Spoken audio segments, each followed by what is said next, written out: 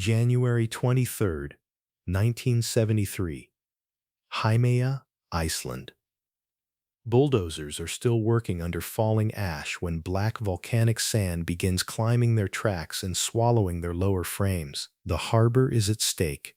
By the time crews understand what the ground is doing, some of the machines are already disappearing. To understand why bulldozers vanished under black sand on Heimaey in 1973, you have to start with the island itself. Heimaey was the largest island in the Vestmannaeyjar archipelago, off Iceland's south coast, and in January 1973 it was home to roughly 5,300 people. It was not a large place, but it mattered far beyond its size. The harbor on Heimaey was one of Iceland's most important fishing ports, a narrow, protected opening cut into a volcanic island that lived by the sea. If that harbor was lost, the town was not just damaged, its economic reason for existing was threatened with it. For centuries, the island had been built by eruptions. Its ground looked settled, but that stability was conditional. Heimaey sat on the eastern volcanic zone, where magma, fissures, and Atlantic weather existed in uneasy balance. The people living there understood volcanic risk in the abstract. What they did not expect was a new eruption to begin almost inside the town. Just before 2 a.m. on January 23rd, 1973, the ground split open on the east side of Heimaey. A fissure, roughly a mile long, tore across the island only a short distance from houses. Fire fountains rose into the winter darkness. Lava began moving west. Ash and cinders started falling almost immediately. In a matter of hours, a fishing town became an active disaster zone. The first victory was human. Nearly the entire population was evacuated by boat in a single night, helped by the fact that the fishing fleet was in harbor because of bad weather. That evacuation saved lives, but it did not save the town, and it did not save the machines that would soon be sent back into it.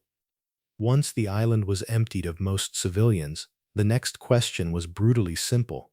Could Heimaey itself be saved? That question quickly narrowed to the harbor. The eruption was not just producing lava, it was also generating enormous volumes of tephra, ash, lapilli, cinders, and coarse black volcanic sand. Wind carried it across streets, roofs, roads, pipelines, and machine routes. Some of it fell hot. Some of it fell wet and compacted. Some of it drifted like snow, then hardened into something closer to abrasive fill. Under those conditions, the problem was not just burial from above, it was the way volcanic material changed the ground beneath a machine, while also loading everything on top of it. Bulldozers arrived because no other machine made more immediate sense. Tracked tractors could push through debris, open access routes, clear loading areas, and build defensive berms faster than wheeled equipment. In the first phase of the response, they were used to keep paths open through falling ash and to move volcanic material away from structures that might still be saved. They also became essential around the emergency works that would define the entire fight. The effort to stop lava from closing the harbor. That effort would later become famous for seawater cooling. Pumps were brought in. Hoses were laid out. Millions of gallons of seawater would eventually be sprayed onto advancing lava to slow it, thicken it, and in some places force it to stall.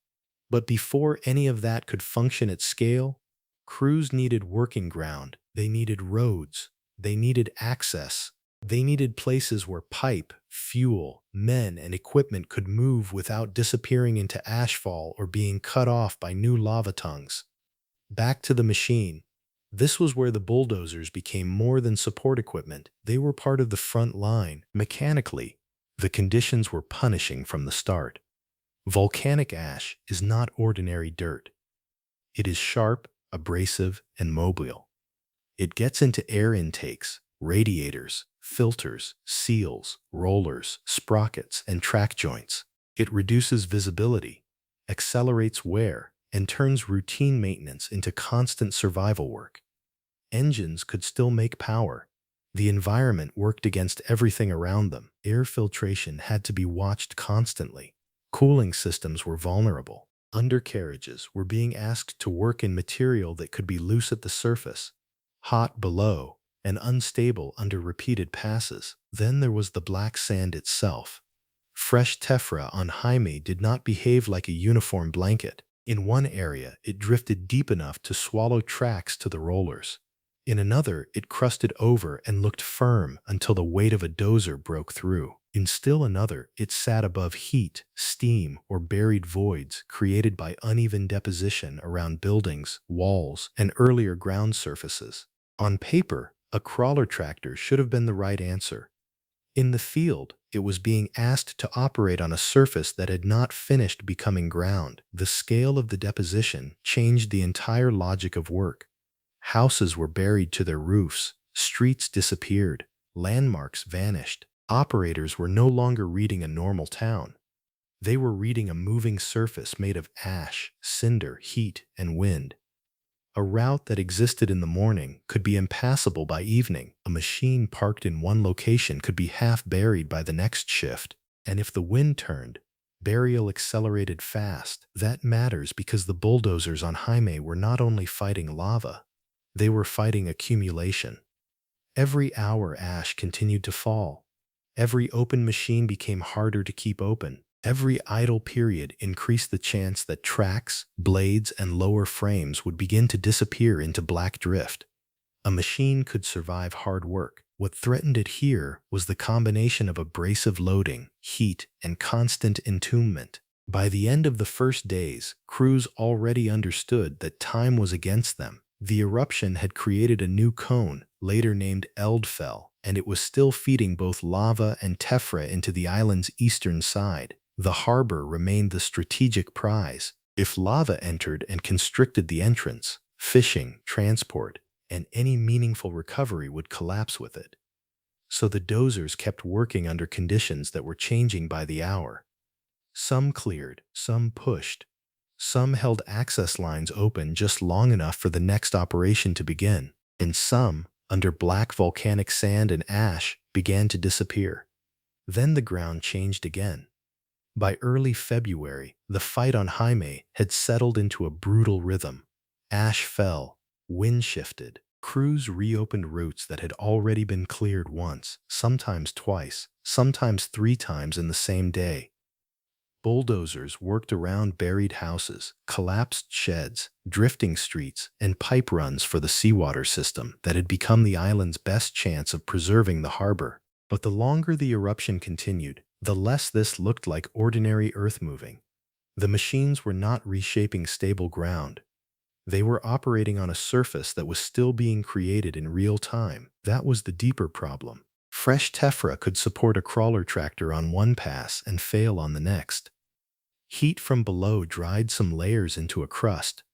New ash on top insulated that heat and concealed it. Elsewhere, drifting cinders piled against walls, trapped voids beneath them, and created surfaces that looked level from an open cab but had no uniform support underneath.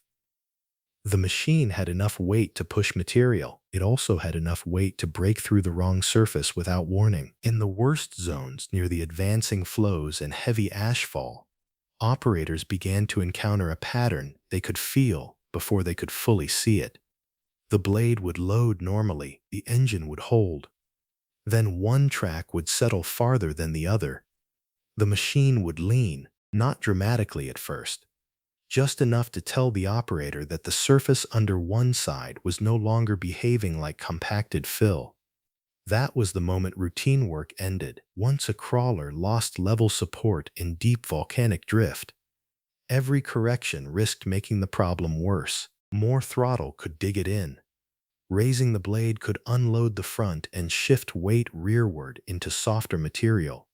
Reversing could work if the surface behind remained intact. Often it did not. Back to the machine. The bulldozers that disappeared under black sand on Heimaey were not swallowed in a single clean event like a tractor breaking through river ice.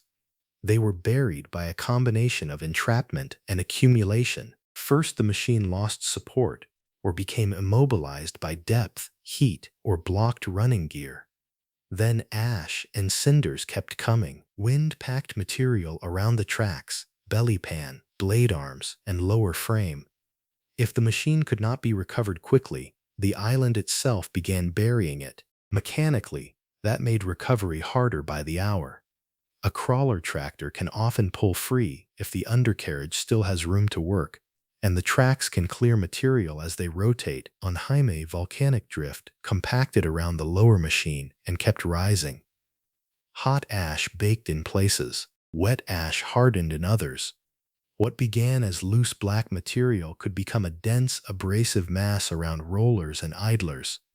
The machine was built for traction. It was not built to excavate itself out of setting volcanic fill, while more of that fill fell from above. Crews did attempt recoveries where they could. Another dozer might pull from firmer ground.